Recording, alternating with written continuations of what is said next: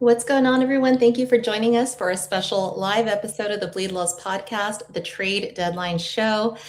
Some beloved catchers have returned home. The front office plugged some holes in the last 48 hours, and we are going to talk all about it. The crew is with you tonight. Cody is back. Anthony is in the house. Producer Roger is behind the scenes. And as you know, I'm Drea. So, fellas, let's jump in. Andrew Friedman and company got us solidified for the playoffs. Game's still on right now. We decided we're going live because it's a little bit of a disaster. So hopefully we can entertain you all with all the great trade deadline news. I want your reactions, fellas. But first, how are you? Anthony, start with you. I'm doing good. I know the last couple of days have been kind of bad watching the Dodgers, but it's all right. It happens. I'm kind of excited about our trade deadline additions. We talked Skubal obviously the other couple of days, but I'm kind of excited about our catching depth and a few of other options that we picked up here. So I'm kind of excited. I know baseball has sucked for a couple of days, but it's all right. It happens. Yeah, we got swept. We'll talk about that maybe a little bit later, but we won't delve in too far. Cody, you tried to stay up super late on Saturday. We really wanted your takes on the Skubal trade. None of us thought it was going to happen Saturday, but you know, where there's smoke, there's fire, and Saturday was eventful. Give me what your reaction is. And first off, before anything, how are you and how have you been the last couple of days? Yeah, we're doing really good today. Trade deadline day. Obviously, the Dodgers got their big fish over the weekend on Saturday, late Saturday night.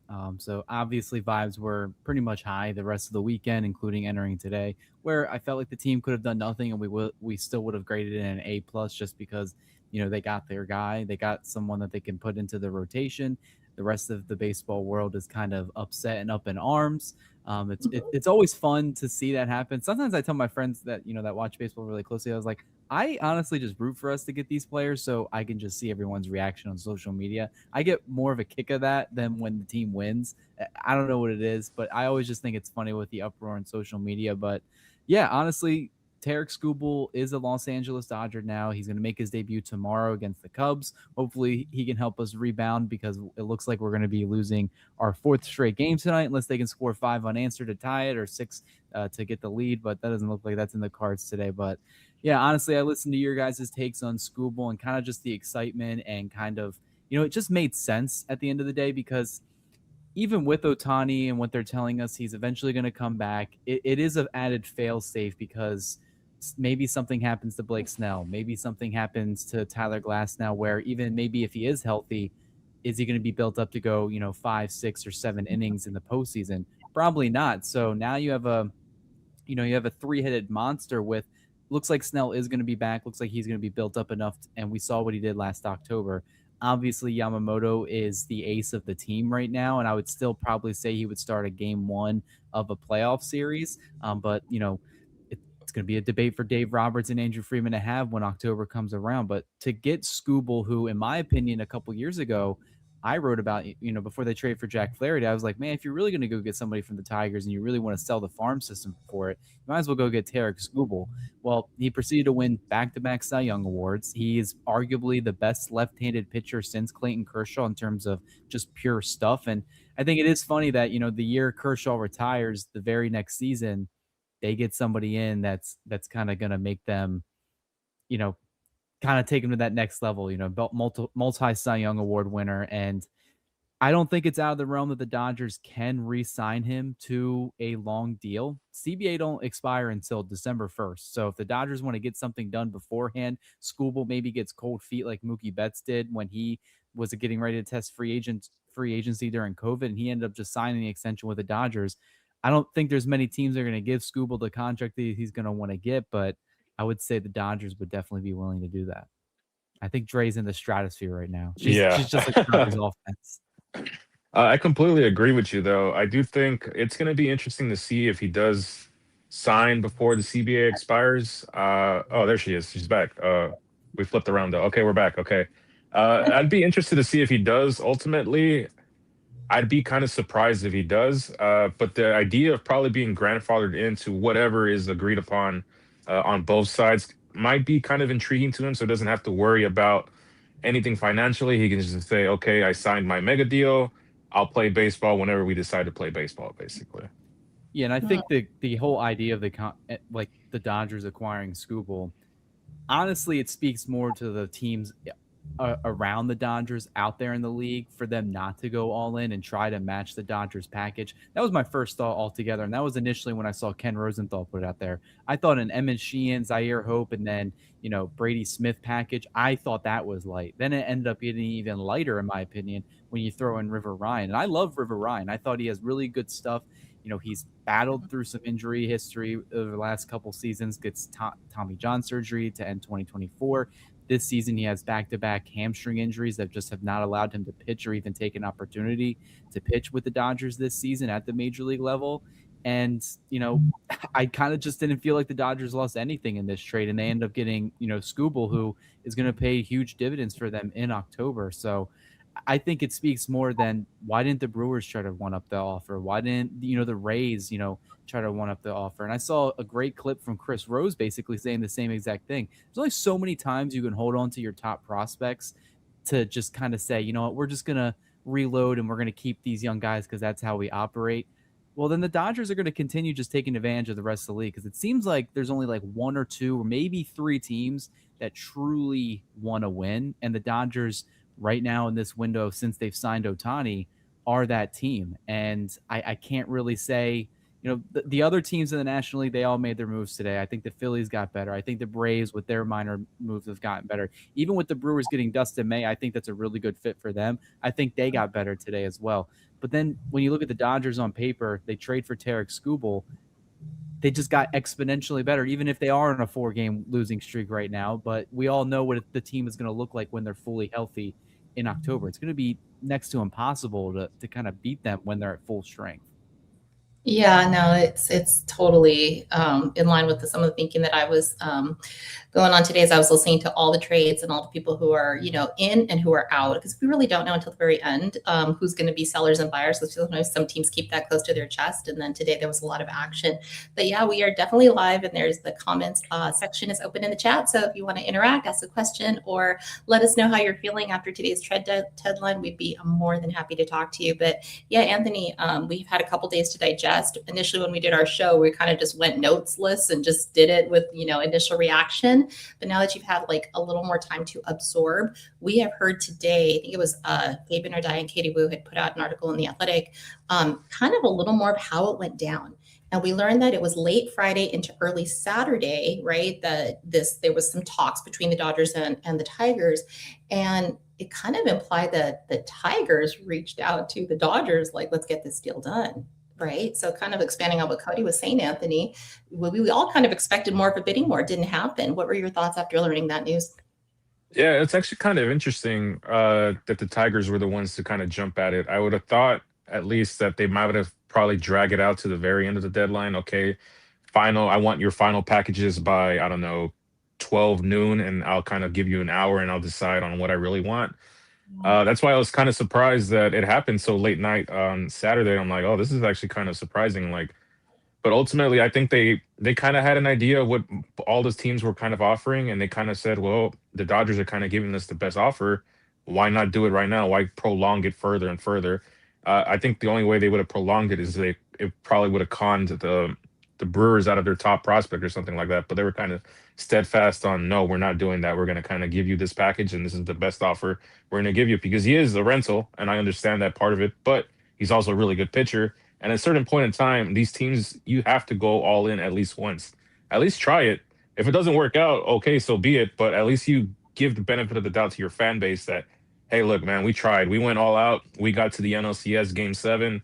Better team won. Or we got to the World Series and we just didn't win it. Or we did win it. You never know. You never know if you don't go all out and try at least once. So for me, that's why when I see the social media reaction, a lot of my friends as well, too, who are Padre fans, were kind of like up in arms, crying and complaining and all that, doing like, oh, we should do a salary cap this, salary cap that, salary cap floor. I'm like, whatever. For the past 10 years, I heard nothing but chokers. You guys get to the playoffs, you spend all that money, yada, yada, yada. And now we've ruined baseball in a span of what, 2.5 years, basically, because we went back to back, and there's a very solid chance that we go for the three-peat here. That's why I don't care. Like, they can cry to their mamas after all the things we endured for all those years and all the jokes that were made at us and online. I don't care. We turned into the villains because of it. So thank you for inspiring, the front office to never have to relive those years again. So thank you all for all those jokes. But one thing, Cody, that I wanted your take on, you kind of touched on it a little bit ago. We have Tarik Skubal, obviously, for a little while. He's a rental. We obviously all would want him back. There's probably a high probability he will likely re-sign with us at some point. We don't know the timeline yet, but I was thinking that he is a Scott Boras client. And we all know how Scott Boras is. We know that he was going to want to hold out, have the max money. That's just, the nature of that style of agent. Do you think that's going to push, Tarik Skubal from making a decision way into as far back as we can get, or do you think the Dodgers will be aggressive in trying to lock this down a little bit earlier? Yeah, I think it really just depends on what the Dodgers want to do, especially with so much, cloudiness about what the next CBA is going to be. I still am a firm believer that there is going to be no salary cap or salary floor. I think things are going to be very similar. There's just going to be way harsher penalties. I imagine, a couple things that I've heard from, certain player-centric podcasts of former players, they don't think the qualifying offer is going to be a thing in the next CBA. So for Skubal, it doesn't matter already. The Tigers basically got rid of that because they traded him away, so the Dodgers don't get to take advantage of having the qualifying offer attached if someone else signs him. But it really just depends on how this relationship goes from the moment it started yesterday all the way until October. If the Dodgers run through the National League, get to the World Series, win the World Series, I don't think they're going to be inclined to keep Skubal for long term unless he really wants to stay there. Other than that, it would just be, I know Scott Boras is like the enemy amongst us all, but over the past couple of years, I feel like they've kind of kindled their relationship, Andrew Freeman and him, because one of the biggest Scott Boras clients that they signed was Blake Snell, and Blake Snell seems to love playing for the Dodgers right now. I think Skubal also is a competitive player. He wants to play, he wants to win, and even though he was sad to leave Detroit to come to LA, to have the chance to win, to have the chance to be a part of something super historic. No National League team has ever three-peated before, and I feel like that's going to speak volumes. And if I already know he's already a good pitcher, the Dodgers pitching and development and all the coaches they have, they're going to find something that he can tinker or tweak with to just take him to the next level. And we may see the best version of Skubal yet. And I feel like you've already seen it with Lauer. You've already seen it with Wrobleski, not today, but for most of this season. But other pitchers that have come to the organization and had just said, the Dodgers just find something in you and then it just clicks. When you do that with a Cy Young Award winner and try to have him up his game, what's going to make him want to leave, especially when this team, it seems like they're going to be the only team to even offer him remotely a contract that he wants. Like, what's he going to want? $30 million a year. He's, I believe, 29. He'll be going into his age 30 season. So realistically, is he going to get a 10-year contract? I would be surprised with that. A lot of teams don't want to do that for a pitcher entering their 30s, but if he's willing to sign a 6, 7, maybe even like by most an 8-year contract, I could see him coming back to the Dodgers. But it could just be a 2.5 month thing and just get us to the World Series. And if we win it, then great. This relationship was awesome. We got you to free agency. You can take advantage of whatever you did for us in October, and we got you a World Series ring, so we can add that to your resume for potential Hall of Fame bid. So I think it's going to be a good relationship for the next couple of months. We'll see if they sign him long term, because I feel like the Dodgers don't want to be landlocked in a lot of these, contracts that are going to be underwater eventually. Like Mookie Betts is already looking pretty bad for the next several years, because, I don't know if he's ever going to be the player that he used to be. And now we have to pay him, $30+ million a year for the next several years. Freddie Freeman's getting up there in age, even though he looks really good. They don't want to have a lot of these contracts kind of just sitting on their shoulders, ruining what they can do in the future, which I think Andrew Freeman's smart. So we'll see what he does, though. Oh, let's be honest. They didn't bring in a Tarik Skubal not to try to three-peat. That was their I'm all in and pushing my chips all in the middle. Now the players have to do their part, because Andrew Freeman, frankly, did his job. He put the best team that he could have put together for October, and now we're just going to have to see it all play out. I think it will. I know they said that Mr. Overloaded in the chat, the boys just hit a bump in the road. Now, yeah, we'll talk a little bit about, the series that we're in a little bit later in the show, but yeah, they'll turn it around. They did this last year. If you guys remember, there was like a stretch where they played 500 ball for like a while, and we got it together. So not super worried. Will they lose 9 straight games? I don't know. They might, but we're still going to win the World Series. Knock on some wood, Anthony, because I'm afraid for. There it is. So yeah, they're definitely not doing well right now. But we're going to talk about the good today in the trade deadline. So just to kind of put a bow on the Tarik Skubal for a moment, he's going to make his debut tomorrow. If you're watching this on Tuesday, it'll be today. But for those of you watching live tomorrow, we get to see him pitch, and it's going to be a must-see TV. So very exciting. But now let's kind of turn our attention to what happened today. The trade deadline happened, and I was actually in a meeting at work this morning, and you guys were the ones who broke the news to me, and you all know how I feel, and I want to get into my man in a little bit, but we'll start off with the trade deadline, where the unknown names sometimes pop up here and there, and where you too can become a Dodger, even if I have never heard of you. And this goes to Kris Bubic. I didn't really know much about him. Cody, you're going to have to talk to me about who he is, what he's about. I know he's on the IL, and then who we gave up for him. Well, he's just my MLB The Show legend, crafty left-hander, did really good for the Kansas City Royals. It's kind of, they always put the potentially getting Clay Holmes out there because he has familiarity pitching in a starting role while also pitching in a relief role. Bubic has done both of those, and he's done them very well. I know when he was a full-time reliever, he was one of the best left-handers in the game. This season, he's kind of had a couple injuries already. He's on the 60-day IL. Brandon Gomes went over it today, talking to the media, saying, when we were talking with the Royals, we understood that he threw a bullpen session yesterday. We're eyeing a late August return, and he's going to be in the bullpen. This year, he's been a starter for the Royals. And, the Royals have actually had a really good kind of like pitching lab over the last several years. They've revitalized Michael Wacha's career. They've had a couple other pitchers throughout their system that have kind of stepped up and have been the primary reason why the Royals have been pretty relevant the last couple seasons. Other than this year, their offense has been really bad, minus their shortstop. But yeah, I think it's just another crafty left-hander that they can add to their bullpen. And I think MLB Network was talking about today, but the Dodgers have like 10 or 11 left-handers on their roster right now, which is either up there for the most in baseball or at least one of the most in baseball, which is a lot. That's a lot of left-handers, but it makes sense. If you look around the National League, a lot of these teams that they're probably going to face in the playoffs, whether it's the Brewers or the Philadelphia Phillies, they have left-handed hitters that you want to get out, and Bubic could definitely be one. I am, now that Lauer is going to be staying here, we saw him in the Blue Jays bullpen last October in the World Series.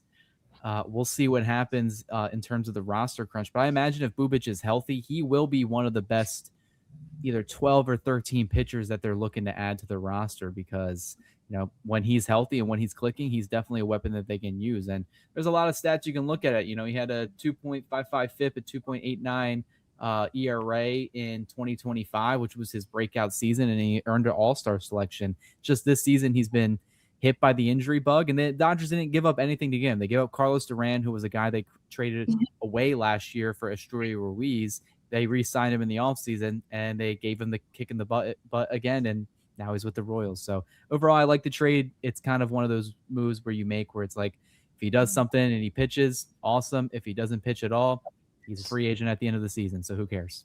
Who cares? You're right. Anthony, take me through your day, because obviously we're all gonna keep our eye on who we were gonna get, who we're gonna give up. I know I got my way. I'll talk about in a second, but give me your thoughts on the trade deadline acquisitions today. For me, I always love the trade deadline in two sports specifically, MLB and NBA. I feel like you always get awesome movement on either side of the spectrum. Today was also one of those days where I was at work, kind of working, but not really, because I was kind of like on my Apple Watch, kind of getting notifications here and there. I had everyone that you can think of, Jeff Passan, Ken Rosenthal, John Heyman, all those guys on my phone, kind of giving me updates. For me, the two biggest pieces that I love are the additions of the catchers, because we kind of reiterated this. I know Will Smith is kind of like on the verge of coming back, but it's going to be probably September 1st at the earliest. I love the pickup of Rortvedt and Fiducia. I love that trade specifically just because we got rid of Jack Sawinski, no offense to him, but it gives us a chance to promote one of our young guys who's in Double-A, gives them a chance at going to the Triple-A team and kind of getting some ABs there and stuff like that. So for me, overall, successful trade deadline. A lot of these guys are guys that we've been familiar with, Fiducia and Rortvedt. There's obviously a reason they traded for them because the Dodgers are very comfortable with the way they handle their pitching staff and stuff like that. Uh, so it's going to be interesting in the long run to see how the team gels and stuff like that. Obviously, the biggest fish that we got is Tarik Skubal. I really don't think it's going to be hard for him to kind of gel with these guys because he's not going to be just the lone ace no more. He's surrounded with by a bunch of other aces and stuff like that. So ultimately, I do think it's a win. I know they're not playing up to it right now, but again, this is probably just a 2 week stretch of the season where they're just awful. So for me, overall, thumbs up. The trade deadline, there was actually another team that made a very big move, and it kind of scared me because they just whooped our ass for 3 games. The Red Sox. The Red Sox traded for Adley Rutschman, and I think that's kind of one of those pieces where I think is going to give them that confidence boost to think like, okay, they think we're good enough to win the World Series now. Let's kind of all go for it. And they've been playing very, very hot. But again, it is August. I want to see where they're at in September, if they can still keep that momentum going all the way throughout the end of the year. Because how many times have we seen a team that's really, really hot in the middle of the season, and by the time you get to September and October, they're gassed out because they don't have anything left in them. So I think it's a very big move for them. One of those players that I wouldn't say he's a superstar, but he kind of is kind of trending in that like middling that area kind of because I think it was just because he was with the Orioles and the Orioles just they had all those young guys and they really didn't have one of them kind of stand out and kind of be like, okay, we're going to be the leader. It goes back to the example of like puppies kind of leading puppies. No one really solidified themselves as like the big dog. And I think on a team like the Red Sox who have aspirations to play in the postseason, I think they're going to get the best out of him from there. Awesome. Yeah, no, I actually agree with you. I think it was a thumbs up type of day. I mean, last year I remember three of us all talking, and I was kind of like, who are these people? It was kind of an underwhelming trade deadline. Did not know back then I was going to fully fall in love with Ben Rortvedt. And for those of you asking in the chat, I married in my mind to Rortvedt, even though I know he's married. It's okay.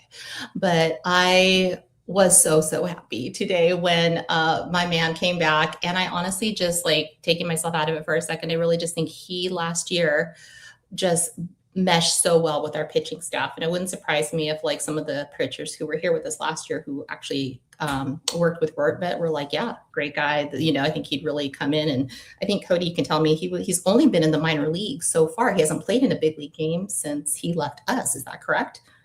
Yeah, he's been in the minor league system with the Mets. He's had a couple injury stints where he's been placed on the 7-day IL. He's been back. He's been hitting well down there. But honestly, this is just kind of more of an insurance move. I don't think they probably would have made the deal if, whatever Rushing is dealing with was, as serious or not serious. We don't really know. They've been pretty vague about what's going on with him. But for them to put him on the IL just like a day or two after being reported of an injury sounds kind of severe, which kind of sucks because it seems like the Dodgers at the middle of the season before Will Smith down, even with him having a kind of subpar season to his standards, you could argue that the Dodgers had the best 1-2 catching tandem in the sport. But now it's kind of been a shell of itself. And last season they had so many catchers in their system that they ended up trading some of them away, including one that we just brought back in Hunter Fiducia, where now it's like, they had, Chucky Robinson was called up today. Imagine he's on borrowed time when Rortvedt gets off the plane. You had Dalton Rushing, Will Smith.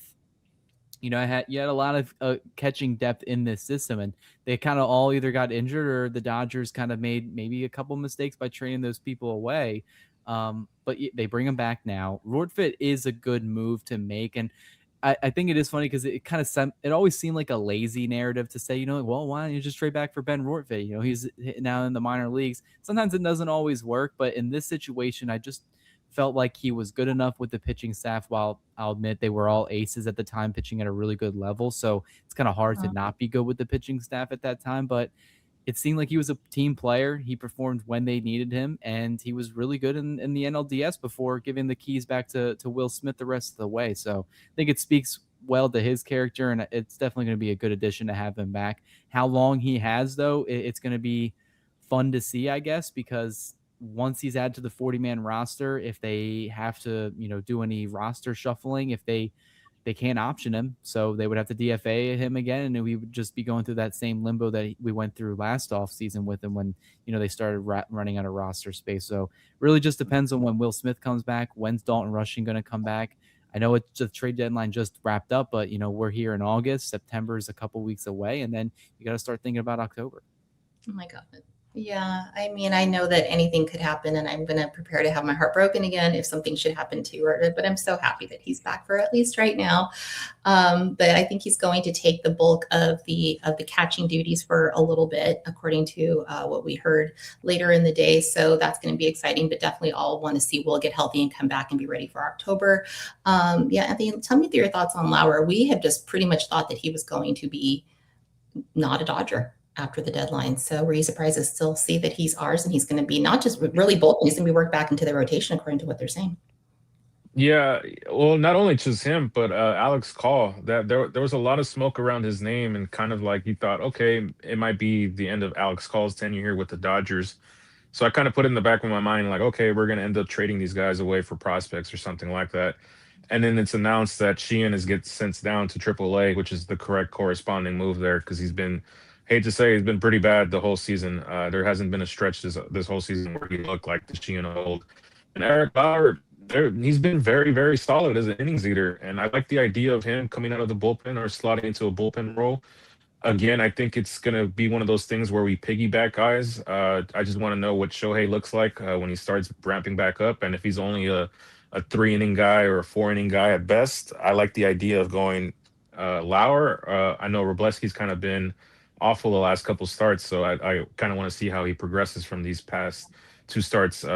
And I mean, it's very obvious what the key is here is basically how can we bridge our starters, and two of the biggest starters that we have, Tarik Skubal and Yoshinobu Yamamoto, have the opportunities because of just how good they are to kind of throw complete games if they have to. Yamamoto did it multiple times in the playoffs last year and stuff like that. So for me, it's Eric Lauer. I actually am excited to see more starts of it because it's kind of like a steady presence for the rotation. Basically, he's kind of been Mr. Consistent for a while now. It's kind of been like a 2 month stretch where when Eric Lauer's out there, you know what you're gonna get, and you're more than likely gonna end up with a win.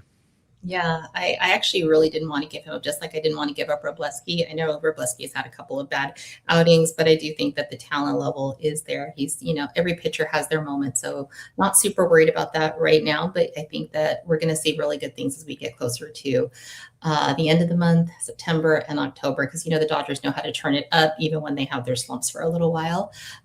Yeah, Cody. So just kind of before we transition into a couple other things that we want to talk about with the Dodgers, do you have any additional thoughts on the trade deadline today? Who we gave up or anything? Yeah, I think overall, I think they did a really good job given to the constraints that they were on, and the constraints being, they really had to do more with the 40-man roster. Like, how do we create space for guys that are Rule 5 draft eligible in the offseason? That's kind of where I was surprised that some guys weren't traded.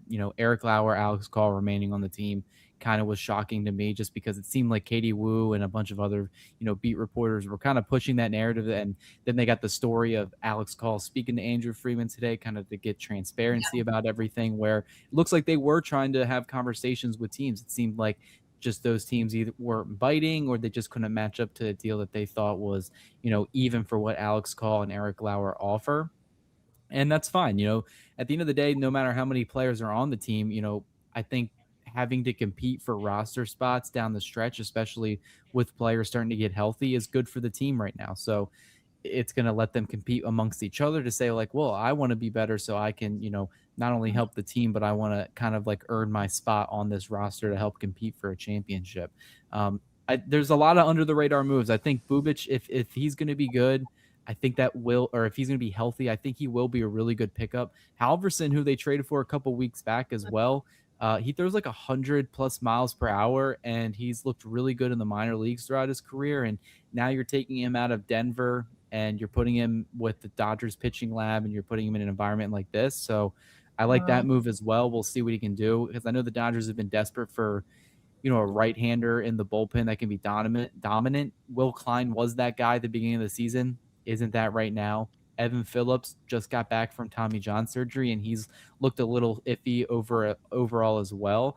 So, and then obviously you're going to have some of the starters like Tyler Glasnow, Roki Sasaki, who's already admitted that he is okay with the bullpen role down the stretch. Those guys are going to go into the bullpen and get some innings as well. So it's really just going to be fascinating to see what Andrew Freeman has to do in terms of like, who are the 13 or 14 pitchers I'm going to keep? who are the position players, especially on the bench, am I going to platoon out there? And once, you start looking at statistics from certain guys, like who gets more at bats in October, Kike Hernandez or Kyle Tucker, if Tucker continues to struggle, or, a lot of questions, but I still think this deadline, A+, they did everything they needed to do. They did everything they needed to do and more in terms of getting Tarik Skubal. Now it's kind of just making sure you're healthy, you're getting consistent at bats, and you're making the next step to improve after each and every game. So hopefully they snap this losing streak that they're on. It's the first time they've lost 4 games in a row since I think May that someone tweeted out. So we'll see what happens, but I think they'll be fine. Okay, I know some in the Kevin in the chat. Yeah, we're in trouble right now. Oh, right now, yeah. But Anthony, I like that Cody just gave a grade. Give us a grade for the trade deadline. It's a A+. It was very obvious from a couple weeks ago that the biggest fish available was going to be Tarik Skubal. I know the Tigers kind of went on like a fake winning streak there, and you kind of thought, okay, maybe they actually figured some things out. Maybe he won't be actually on the table. When I was writing my notes for our trade deadline kind of preview show, I kind of put down, if Tarik Skubal is available, you have to go all in for him, and you didn't even have to go all in to kind of get him. So it's a success. They traded for a catcher as well too. That was kind of my biggest need as well, was a catcher, backup catcher. It's kind of hard to argue it's not more than an A+ because they basically got the biggest fish. They solidified their rotation. Fixed some other areas as well too. You did have to give up something to kind of get Skubal. You gave up River Ryan and Zhyir Hope, the 2 guys that I was actually kind of looking forward to see how they developed. I'm still going to follow them on their journey because I think Zhyir Hope has the potential to be something very special in MLB. But you know what else would be very special would be three-peating, and you had to do this all necessary in order to secure that, basically. Yeah, Simon in the chat, we're gonna three-peat. Yeah, we are. Let's go Dodgers. But I agree. You guys know I'm a teacher. I don't grade. I always give credit, no credit. I'm actually going to give an A on this one. This one is totally deserving of an A because I really do think that getting Skubal was just an amazing piece to add to our rotation, and I'm just so excited. He seems happy to be here too, so that's awesome. But yeah, I want to play just a little game with you, Cody, because you obviously have seen the social media outrage, which you say you love, because I love it too. Sometimes I just like to see what the opinions are out there. I want to play a little game with you guys, even though we're preaching to the choir. Most people are Dodger fans that are watching us, but every now and then some from other fan bases, hop on in. And it's called Debunk the Myths with me. And one of the things I kept seeing over and over, some variation of this, they're like, it's not fair. It's not like other teams can afford to do this, meaning buy all the top players in MLB. Cody, start with you. Debunk that myth. Well, I mean, at the end of the day, it's a trade with Skubal particularly, and he even brought this up. He had a really great quote that they got from him today at Wrigley, where he was just like, he doesn't feel bad for anybody that complains about what the Dodgers do, particularly in the trade market. And, with him being a rental and just going to be there for, 2.5 months in some cases, if you make a deep October run, anybody could have afforded him. I thought the Dodgers, package I mentioned earlier was kind of low than what I expected it to be. I think a lot of people across the league also thought that. But it's also a fact that some of these owners just weren't willing to take on the salary that he was owed. He went to arbitration with the Tigers, who countered him with $19 million, and he wanted that, near $30 million number.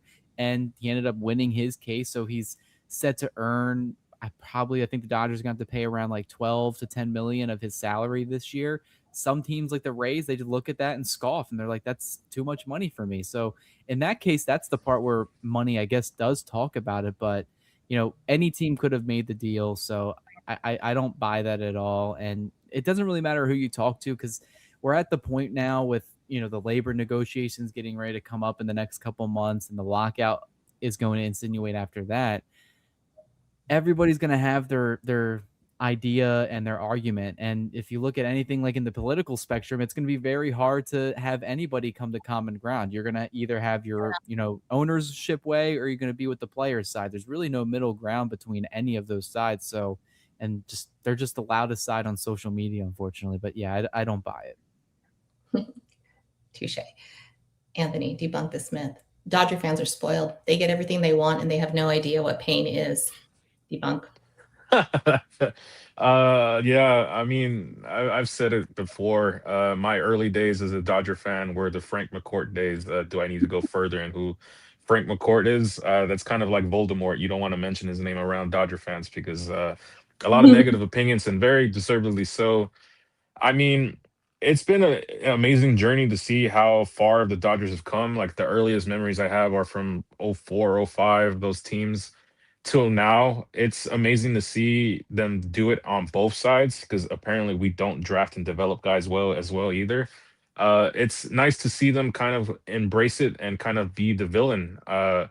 Even when they dropped the promotions for the start of the year, that video "Bad Guys," that's kind of the Yeah. theme of the season. For me, Dodger fans have suffered. We went, what was it, like 32 years without a World Series. We finally make it back, and then only to find out that we got cheated out of it. So I mean, I don't care at this point. People want to pull out like, oh, you've been a Dodger fan for X amount of years, and then you show them a photo of you like at the stadium from like 2005, 6, 7, and like the stadium's there, and like the Think Blue signs Yes. up there, and you have pictures with old players, whether it's a Matt Cannon, all these guys, Adrian Beltre, even throw out some other names as well too. Dodger fans have suffered a lot. We're Mhm. finally reaping those rewards, and we finally have good ownership to kind of push us over the top, basically. Love it. It's exactly what I was hoping you two would say. And it's just the truth. I mean, I really just think it boils down to every single fan in every other fan base would want their ownership doing this because this is what GMs and president of baseball operations are supposed to do. And Andrew Friedman has made it very clear that he passionately, quote, disagrees with the fact that people say Dodgers are ruining baseball. If anything, I think we're saving baseball because the attention is so locked in to what has happening all around the league, not just, with the Dodgers. It is like, who's going to take the Dodgers down? And look at how many people view the World Series. People may hate us, but they still want it. They want to watch it still. And this kind of brings me to you, Cody. I want to ask you, do you think, if you remember when Shohei got signed, Andrew Friedman promised Shohei, and Shohei wanted this. He's like, I'm going to take the deferred money, which, by the way, it's already paid back, and then some sitting in an account because Shohei made all that money back. So whatever is deferred, Shohei took $2 million because he wanted the best possible team to be placed around him, and the ownership said that they were going to go all in and do that. So what we saw with Tarik Skubal this week is just another form of making good on that promise. Yeah, show GM is real. He probably walked into Andrew Freeman's office. He said, he didn't even say anything, but I just looked at him. And probably picked up his left arm or something. I don't know. But yeah, I mean, the whole reason with the deferments, which they are an advantage. They are an advantage for the Dodgers, and for Ohtani to defer $68 million. I mean, the advantage is his agreement of doing that is probably like, I can make that money up with my advertisements and all the off the field money, which he does. He makes more money than any athlete in the United States. And he said, put a competitive team around me. I don't want whatever happened in Anaheim for 6 years to continue to happen. I don't want my legacy in Anaheim to be, I won a couple MVP awards, and the best record we went was 80 and 82 a couple seasons ago, and missed the playoffs every single year I was there. So I definitely do think it's part of Ohtani's competitive nature where, I'm still going to get the bag. I'm still going to get my money that it's owed to me because it is deferred and it's got to be paid and it's put in a separate account and all that. But yeah, the Dodgers, they want to win too. Mark Walder said as much, the last couple of years, just one World Series in a shortened COVID season. Embarrassing. We've watched it for the last couple of years before they won back-to-back World Series. We could kind of say subconsciously the same thing where it's like, dang, they win all these divisions, but they didn't really win that many World Series in that time frame. And the one that we do have was in the shortened season, which people still made fun of us for. And now it's kind of like where everything from those years, the foundation that Andrew Freeman built, now we're starting to reap the benefits of that. So even though the Dodgers have been competitive over the last 15 seasons, we're starting to see them kind of reach their, the peak of the mountain right now. Eventually it's going to come down and there's going to be some tough seasons down the line, but you got to take with what you got right now and just enjoy the ride. Yeah, we're going to fill up that hand, Anthony, like you had the other night. We are going to get as many rings as possible. We're not going to feel sorry about it for all those years that we did not make it over that mountain. But yeah, let's kind of transition to this past week. And I want to harp too much about the ins and the outs of the game. But yeah, we came off the Mariners series. We won that series. We did not win the Red Sox series, as we talked about a little bit. They are red hot right now, but it doesn't mean they'll be red hot in October. We know that the Brewers swept us twice last year, and we swept them. in the playoffs doesn't really mean too much. So we're not going to get too down on it, but we have seen a lot of chatter about Tucker. We've seen Teo actually had a really good, he had a home run today. It was really amazing blast out of the field and out of the stadium. But there's some things that obviously need cleaning up. It was just sloppy. So just give me, Anthony, kind of like your overall assessment in general of the Red Sox series. A good wake up call, as I'll put it. I think it was kind of, I don't know if they were overconfident, but at the same time, I think it's a good wake up call because the Red Sox are a good, very young team, and it kind of shows the differences between a young team that's hungry to win games and prove themselves in the regular season, and an old team that kind of takes its flaws. And if they win a game, all right, cool. If we lose the game, just shake it off onto the next one. Uh, it's a good wake up call so they don't stay complacent as well because they got the Brewers right behind them. The Braves are also right there, right behind the Dodgers as well too. When it comes to the standings, the division might be decided, but the race for the best record in the NL is still very much up in the air. I would love them to kind of have home field advantage throughout the playoffs as well too. So it's a good wake up call. It sucks that we wasted that Yamamoto gem on the second game of the series. He kind of, as Yamamoto usually does, he dominates, but the offense didn't give him enough run support, and he kind of fell flat there at the very end. It's a good wake up call. It was bad to watch from beginning to end. There was no saving grace at all. And especially that last game. That last game was kind of embarrassing because that was on us on Sunday Night Baseball, basically, and the whole nation saw you put up a stinker, basically. Yeah, we loved every second of it. Yeah, Cody, sum up the series from your take. Bad pitching, and that kind of translated into the start of the Cubs series, which we saw. They gave up 10 more runs. They've given up over 30 something runs over their last couple games. So clearly it's been a starting pitching depth issue. Like Emmett Sheehan has been a problem pretty much all season. I feel like it's the same conversation we've been having since February. Dodgers finally said, you know what, we got enough pitching depth. We're going to option him to AAA, which is what they did today. Clearly, he either needs to get healthy or he just needs to work through his mechanics in the minor leagues where you're supposed to do that, not the major league level. But Yamamoto looked fine. He got Rafaela got 2 home runs off him, and that was pretty much the entire Red Sox offense that night. Teoscar Hernandez is hitting better. As many fans hate him, he also has a lot of fans that love him. I'm one of the guys that will be critical of him, but I know how clutch he is. So him heating up at the right time, 2 thumbs up on that.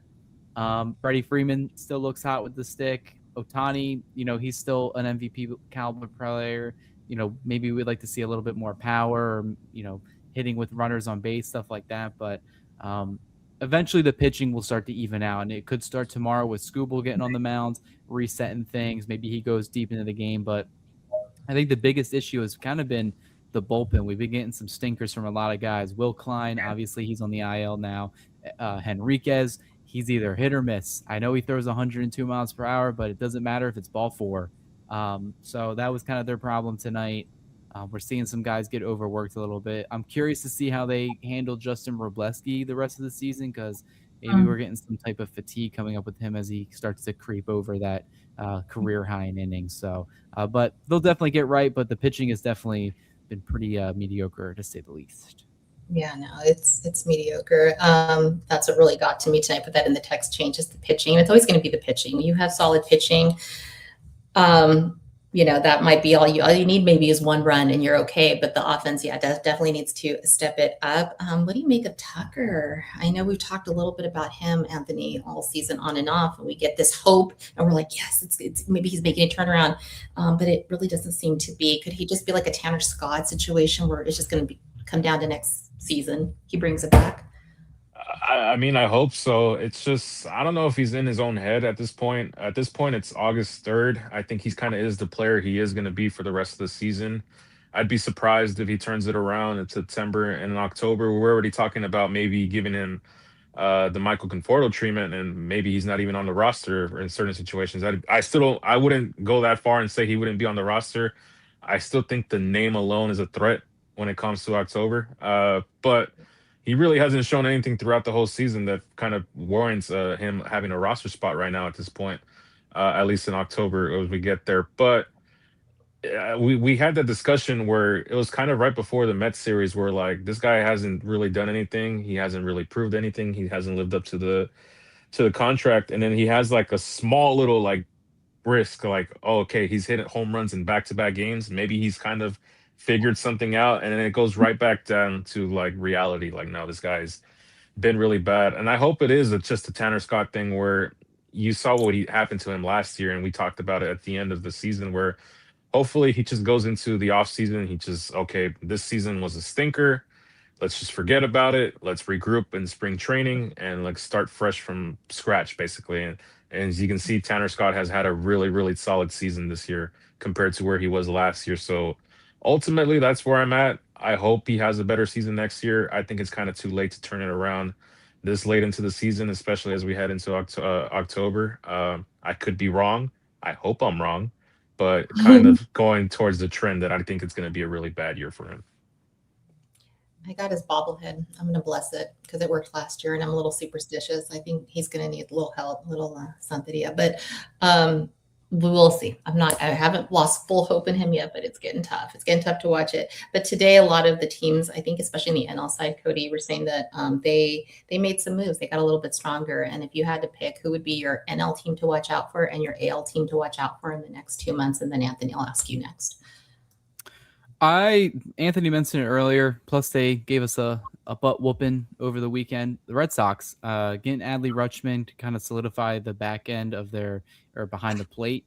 That's a really good move for them. They're kind of taking advantage. I feel like it's funny because Craig Breslow was a very unpopular name in Boston, especially the way the season was going. What happened last year, the whole Rafael Devers situation.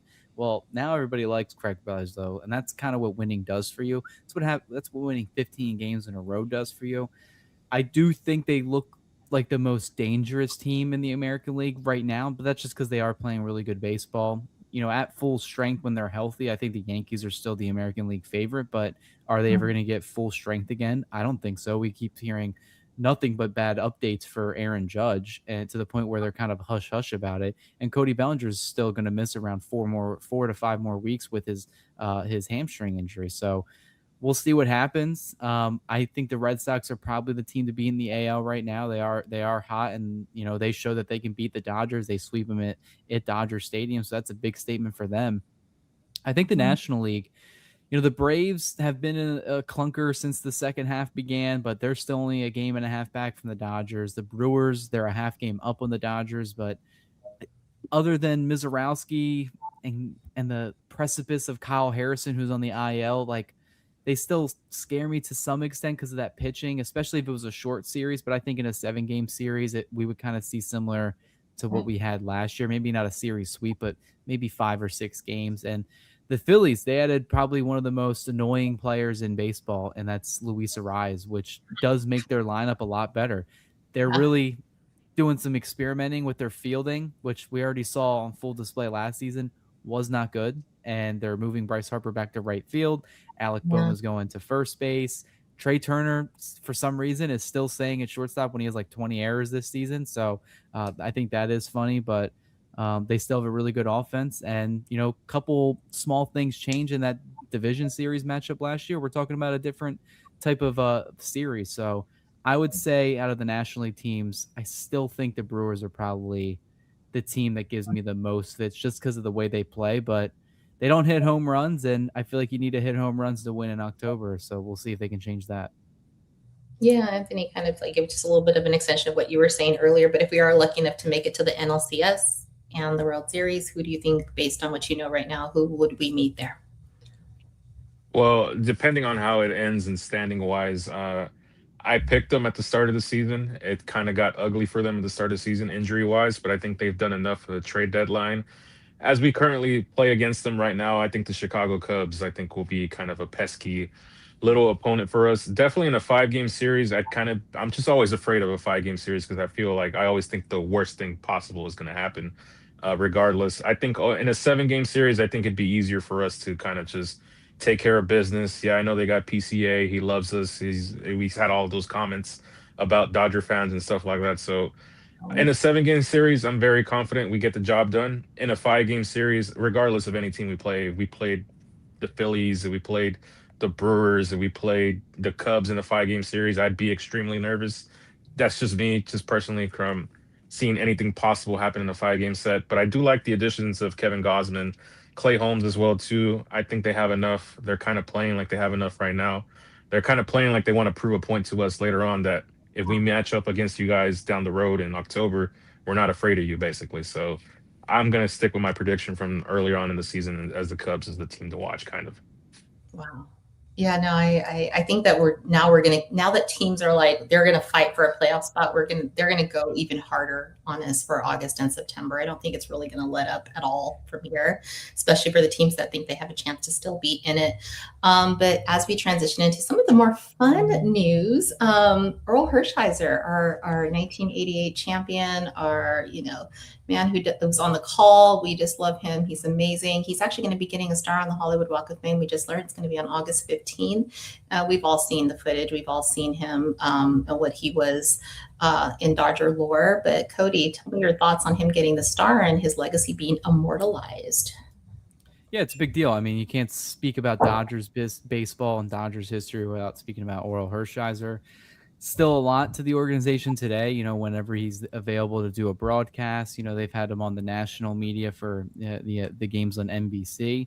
Kind of surprising that it took him this long to give him a star on the Walk of Fame. So definitely cool for him, but we all know, he deserves it a lot. All these accolades, he's a legend of Dodger baseball. So that's why he's enshrined out there. Yeah, he is a legend. And you know who else is a legend? Babe Ruth, who apparently PCA does not believe in. I don't know if you guys saw that video. That's hilarious. I'm sure he's joking. He likes to stir his pot, but yeah, Shohei, come back and make sure you get MVP. I cannot see PCA get it. But yeah, tomorrow, guys, it's going to be amazing. We're going to see the man, the myth, the legend, Tarik Skubal on the mound.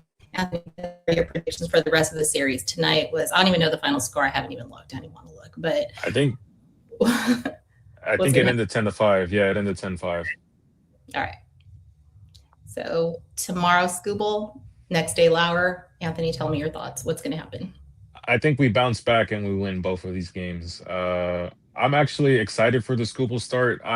It's very weird that when I went to the WBC, that if you would have told me then in March that like, hey, he's going to end up pitching for the Dodgers this season, I would have laughed at you because I thought the Tigers were going to be a playoff team. It's going to be exciting for the lone fact that he's going to be wearing Dodger blue. He's an ace. He commands the mound. He's very emotional as well too. If you ever see him like actually pitch, he lets his emotions out there as well. So I have a feeling he's going to go out there. He's going to dominate. And he's going to do what is necessary to get a win to kind of help us get back on the good foot.